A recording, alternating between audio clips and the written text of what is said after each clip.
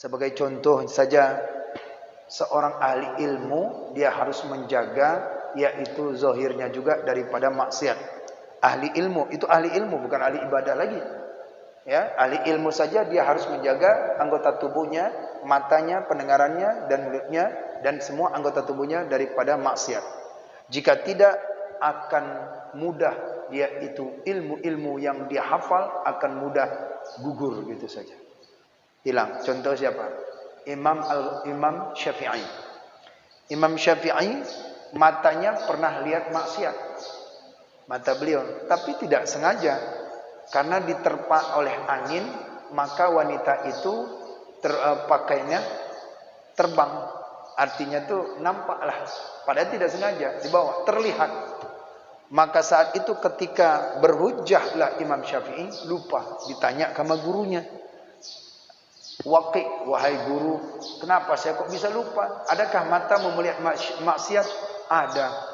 Waktu ketika lewat ada perempuan yang pakaiannya ditiup angin, saya terlihat seperti itu. Nah, itulah dia. Sampai betul-betul dijaga oleh Imam Syafi'i. Anggota tubuhnya jangan sampai maksiat. Bisa lupa. Maka itulah kita ulang terus, mata harus akrab dengan kitab, akrab dengan Al-Quran. Yang kedua, Imam Nawawi beliau menjagakan anggota tubuhnya karena menghafal ilmu ahli ilmu beliau. Tapi suatu ketika beliau itu menjadi lupa ilmunya. Kenapa, Pak?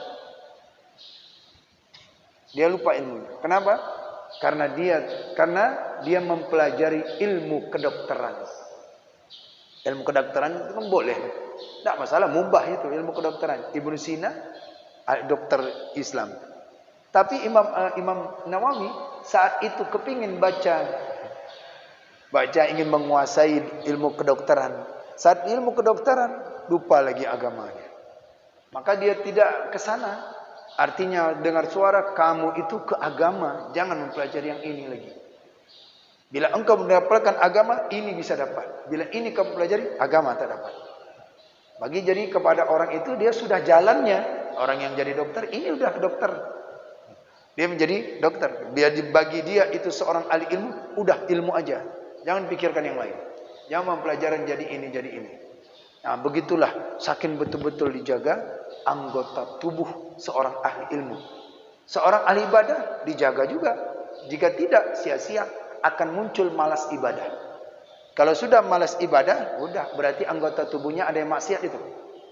Kakinya ada maksiat itu. Kenapa malas? Dari mana kakinya bisa maksiat itu? Dari hati. Kan hati yang nyuruh.